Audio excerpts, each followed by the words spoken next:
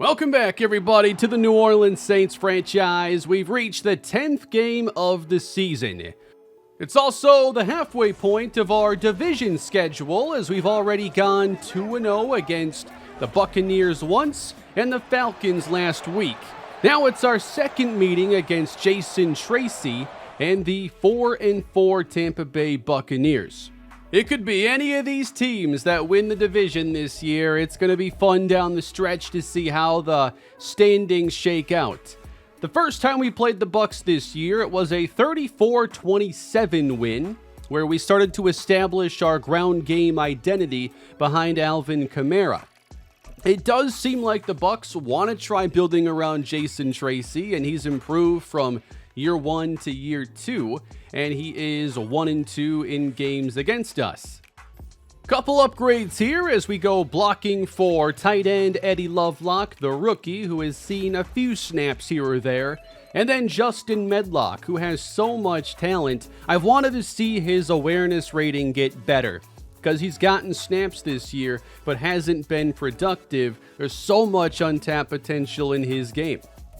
And also, I think after a few dominant weeks here, it's time to see if James Houston wants to stick around a little bit longer. 5 TFLs, 2 sacks a week ago. He broke out as a superstar just a couple episodes earlier, and we offer him, and he signs a 4-year, $32 million extension. And if he keeps playing this way, that deal could turn to be a major bargain for a productive edge rusher. Well, let's go through this game here. We have Week 10 against the Buccaneers. Opening with Jason Tracy out of the shotgun and looking to air things out. And it's a reunion this week I wasn't even aware of. Rashid Shaheed, now in Tampa, makes the catch for a gain of 13. They go out to the 48, run the ball inside, and their leading running back this year is former Falcon Tyler Algier. Big gain there into New Orleans territory. And on first down, clean pocket and a catch from Mike Evans, who's finally taken down around the 10. Bucs starting this game with a vengeance. We go to third down. Tracy rolling, and off his back foot he finds Chris Godwin for the touchdown.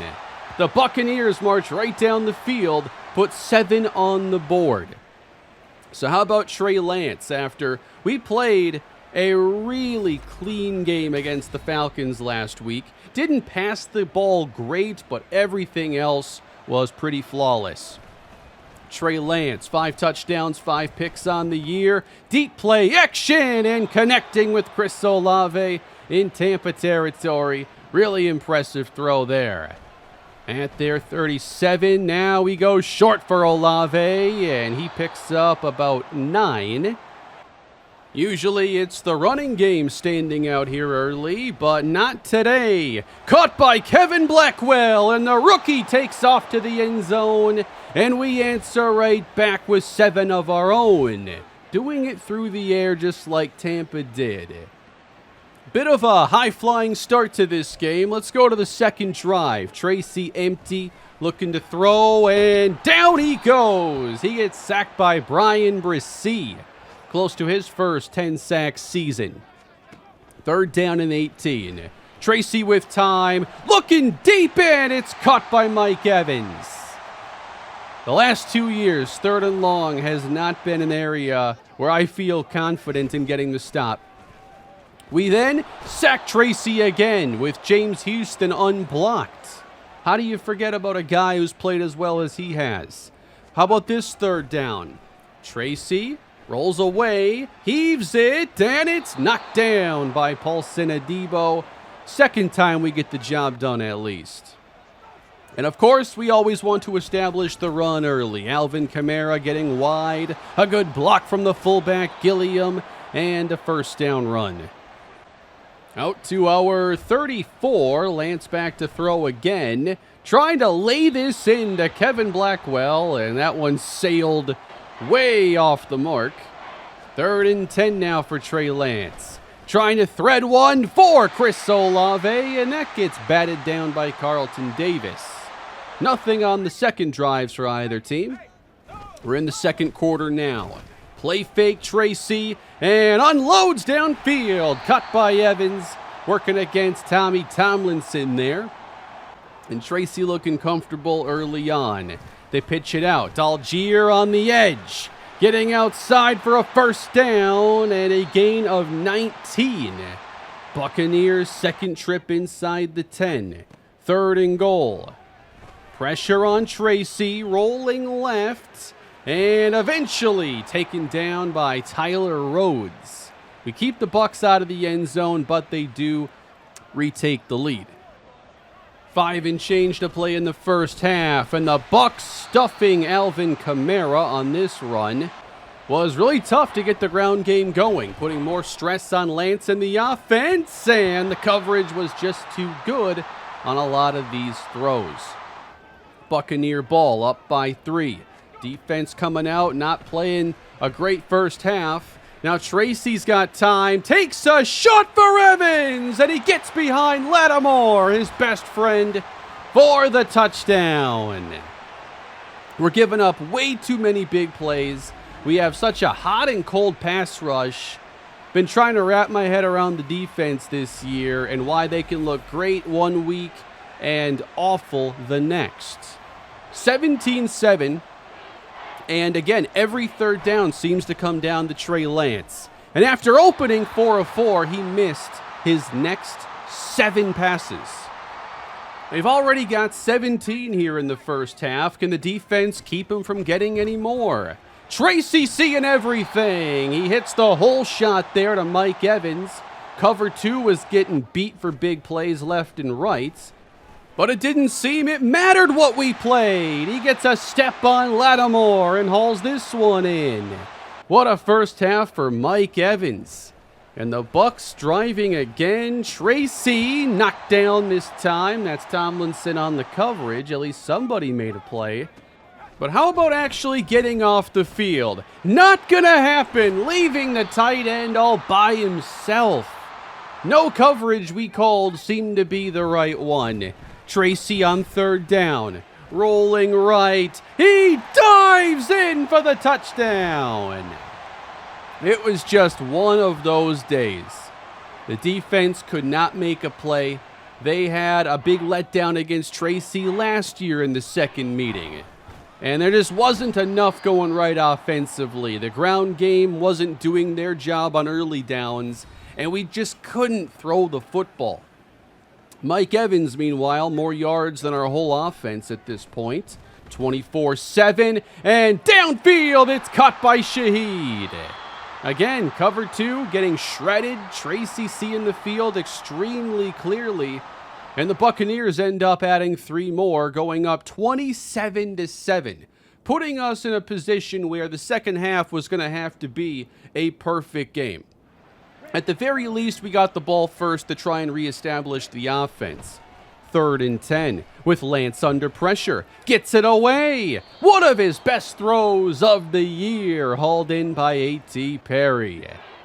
But 3rd and 7 a couple plays later. Can you do it again? Lance gets away from Vita Vea and runs ahead for the first down. I really didn't like how it seemed every drive was going to come down to making a play on 3rd down. There was no success on early downs. There, Lance gets sacked. We end up with 3rd and 21, trying to make something happen here outside the pocket. He just puts it up, and there is a flag thrown. So we do get a pass interference, luckily, to extend the drive. We go to the 47. Lance floating to Olave, and there's a good catch and run. Lance 7 for 16 at this point. And still trying to establish Alvin Kamara. Too difficult to rely all on the pass here. We toss it out to Kendre Miller, and he gets to the edge. Good run. Starting to get a little more balance offensively. Going Miller's way again. Big lane. Jukes his way past Antoine Winfield Jr. down to the 5. 3rd and goal, though, for Trey Lance. Gotta make a play. And he does! Caught by Olave for 6. It took 16 plays in over half the 3rd quarter, but we eventually got to the end zone again. But it really wasn't going to matter if the defense didn't start to play better. Already 27-14. What a throw from Tracy, hauled in by Chris Godwin. We were not getting away with anything in coverage. Tracy, sacked by James Houston. Second time he was unblocked for a sack in this game. We send the Bucs backward. Tracy avoids the rush and finds the open man. Godwin again. Here are the Bucs driving once more. A deflating couple of plays. Algier changing direction, shedding a tackle. Sloppy defense. It shouldn't be this bad, especially looking at how we played a week ago. They get Antonio Gibson in there, and Tomlinson continues to struggle against the run. He takes it to the 2. Buccaneers looking for another score, and they do get the touchdown. Tyler Algier walks in. Just an awful day for this defense. I knew in the second quarter we were going to do this episode a little differently. Trey Lance here as an open man. Couldn't find him. Chris Olave was wide open. Probably got to start taking something off those throws and letting him just soft touch throw it in there and hopefully hit some of those passes, especially if they're open. Lance gets the first down. We go 3rd and 10. Lance across the middle. A good catch for A.T. Perry. Feeling like we're having to claw and scratch for every yard while the Buccaneers get all theirs in bulk. Lance converts a 4th and 2 here on the keeper, trying to get us back within 2 possessions. He throws left for Kevin Blackwell and overthrows him. We go 3rd down. Lance trying to dump it off and gets intercepted by Devin White. There's another series I'm doing where I'm celebrating Devin White making a play, but not here in this video. The Buccaneers go on to win this game pretty handily, and it continues to look like this is going to be a division that comes down to the final weeks of the year with all 4 teams firmly in it, but we take a big step back in this one. 35-14 is the final. It was a frustrating game. And we've had way too many like this, where there's just nothing we can do defensively despite having pretty good personnel at a lot of different positions. So I knew I was going to do this episode differently, but for the remainder, I wanted to talk about some things that caught my attention for all the teams in the league, and then also talk about the upcoming draft a bit. So I think we'll actually get some pretty good discussion in this episode, even with an abbreviated game. But I do think it makes some sense to maybe take a couple days and see if I can iron out a couple things slider-wise, because things change in Madden after updates, and after a while, it just seems like things aren't quite clicking the way they did on previous versions. We're now at a 5-5 record and have half of our division games remaining. And we're going to be facing the Cardinals next week, hopefully bounce back. They only have 2 victories, but we're going to have to play much better defense to do that. I think the teams we've faced recently have actually been much more competitive in stopping our running game, and we've gotten off to slower starts, and it's difficult for our offense to adjust off of that and to have to make plays through the air more often on tougher 3rd downs. So we've got to get back to that running game working again, which is always easier said than done. But let's take a look at our sliders here. So I'm still using the Mat 10 sliders, and the way that he and I have looked at sliders the last few years is we try to focus more so on the penalties than the gameplay sliders, and that's because Madden is a weird, convoluted game, and when you tweak penalty sliders, it does affect some things in game related to coverage and blocking. And so I want to tweak some things there and see if I can clean up the gameplay where we've been seeing way too many unblocked pressures leading to sacks, some sticky offensive line play where the pocket doesn't collapse very organically. And then in coverage, I've been seeing some things I don't like with players not reacting quickly in zone coverage, watching the ball go by them, and also guys who are close to the receiver not being able to animate into trying to break up a pass. So, might be a few days before the next episode, but I'm hoping that I can get the gameplay a little bit cleaner, a little more consistent, and ratings-based is the ultimate goal. Now, I went through all the teams, and I don't have something to say about all of them, but here's just things that caught my attention throughout our league this year. So the Bears brought in Nick Chubb through free agency, and he's been one of the best running backs in the league this season, over 5 yards a carry, but he's in Chicago now. In Denver, Russell Wilson hasn't taken a good leap forward, and he's regressed so much. Denver knows they have to go in a new direction. They look at him as a mentor and bridge quarterback, but if they're going to bring in somebody, they still have to deal with this massive contract of Russell Wilson's the next 4 years, or 3. I talked about Nick Chubb going to Chicago. He's been replaced by Carlos Dorsett, one of the few players who was drafted in this series and is now a primary running back. But it hasn't been a smooth transition. He's only at 3 yards a carry. The Browns have also changed a lot in their passing game, as Cedric Tillman's been their most productive receiver. And I think that he's an interesting player to look at developing because there's a starting point with so many skills, but it needs time. And then their rookie receiver, Sebastian Dickerson, is forming a pretty good duo with Tillman, and he's been very productive in his first year as their best deep threat. In Arizona, Kenneth Gainwell has come over from the Eagles to become their starting running back, and he's performed okay. We'll see him next week. He's on a 2-year contract. They're also trying to develop a young receiver in Jeffrey Alexander. They don't really have anybody standing out at receiver this year, but Alexander's a young player with good upside, and their rookie defensive tackle, Antoine Mickens, leads them in sacks, but it's only 3. He still has been productive, and it seems they do have a good young player there to build around. For the Chargers, Quentin Johnston has taken a good step, and they're trying to develop players after moving on from both Keenan Allen and Mike Williams. It's had very mixed results, but Quentin Johnston, he is figuring it out as their number 1 receiver, it appears.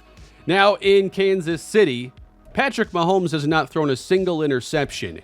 And with Travis Kelce retiring, the Chargers lost Donald Parham in free agency, and he is now the Chiefs' leading receiver. They went to a rival to find the Travis Kelce replacement.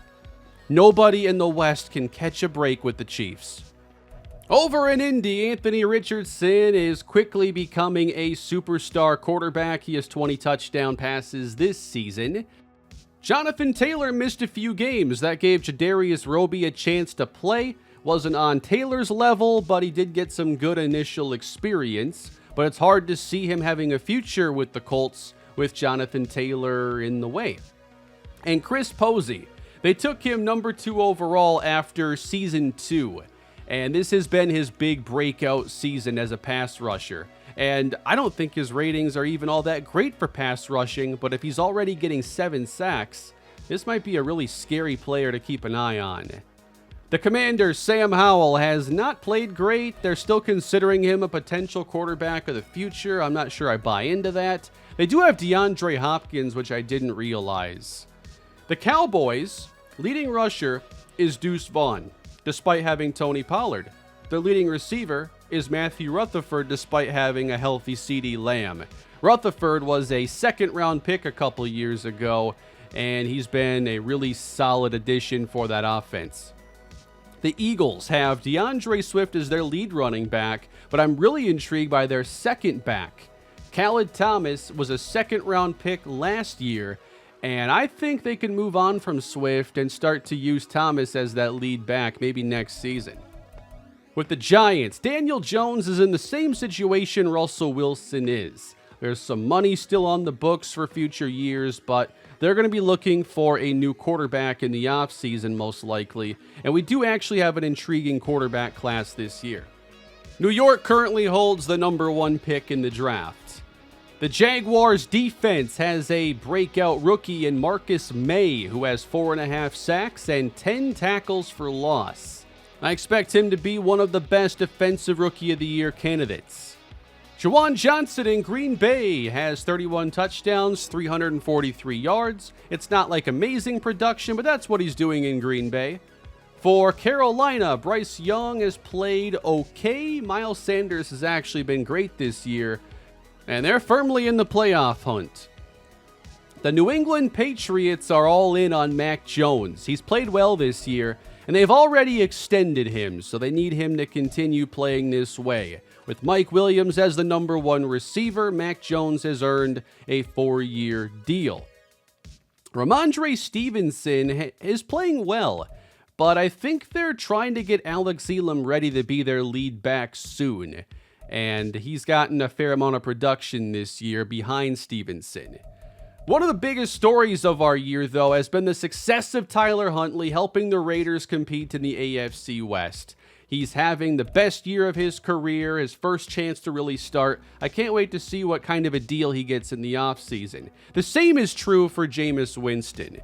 He's a little bit older, but he's playing extremely well with the Rams, and like Huntley, he's only on a 1-year contract. I'm really interested in the quarterback movement this offseason. Outside of Cooper Kupp, there is a breakout receiver with the Rams, a day 3 player. It's not Puka Nacua, it's Brandon Lewis. They took him in the 4th round a couple years ago, and he has turned into a good star there. The lead running back now with Baltimore is A.J. Dillon, who has 553 yards on the season. In Seattle, I wonder what happens with Geno Smith in the offseason. They could also be in the quarterback market as he's in the last year of his contract. Pittsburgh doesn't seem like they'll be in the market, though, with already giving Kenny Pickett a pretty cheap extension. They're going to accept his level of play and try to use that money to fix the team elsewhere. And it's working better now that they have Courtney Bryson along with George Pickens as a great young duo. The Titans are still choosing to build around Will Levis. We'll see if that carries into next year, but he's at a 72 overall now, truly. And for the Minnesota Vikings, they have one of the only quarterbacks drafted in series that starts, and Chad Watkins is doing a pretty good job. The Vikings are still a middle-of-the-pack team, but Chad Watkins has given them at least a young option to develop. Elijah Mitchell has been their running back this year, along with Clyde Edwards-Helaire. It's fun seeing some of the changes that are happening in the league, but it's been a little slow to unfold. I do think this next draft class offers more star power, and I want to talk about a few position groups today.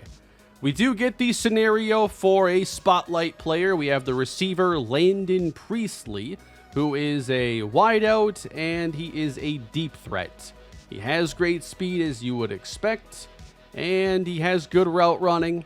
Receiver can be tough to really know who a player is when you only have 50% scouted, so I prefer to get more information on players. Here's a look at where our draft picks would line up right now. We have that extra 2nd round pick, which might be used to help trade up if there's somebody we really like. But we have some in-depth quarterback grades now, and I'm really surprised to see Trent Ainsworth as a round 1 to 2 talent, because he's been my favorite. He throws great from the pocket, outside the pocket. There's really no weakness here. I think he's a top 5, top 10 option all day.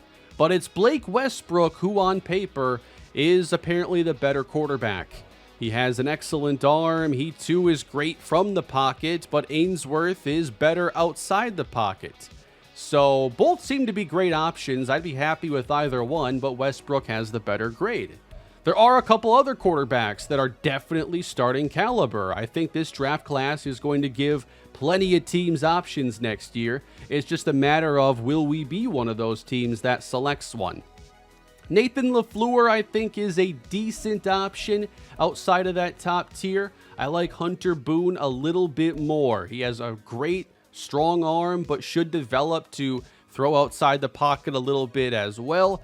And then there is Chris Hale, a field general archetype quarterback who doesn't have the same strong arm. He has some mobility, but he's very accurate.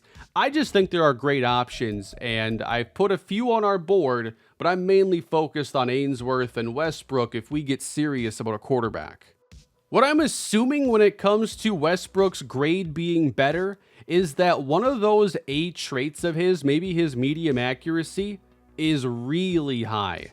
Because I just don't see how, with how complete Ainsworth is, that he's not a top 5 guy. Maybe his A grades are on the low end of what an A is considered. Another position I want to talk about, surprise everybody, it's running back. I think with our offense, the scheme we're trying to establish, having some extra talent there is certainly nice. And I think there are good starting options at the top of this class, just like in quarterback. Lance Bullock is up first, and I think he's going to be one of the more well-rounded starters and somebody I want to get more info on. Then Tavares Cofield's a receiving back, and seeing the success of a guy like Jahmyr Gibbs has me a little more intrigued with this archetype of player, especially if there's still some between the tackles ability. Maybe it's not a strength, but it's not a major negative.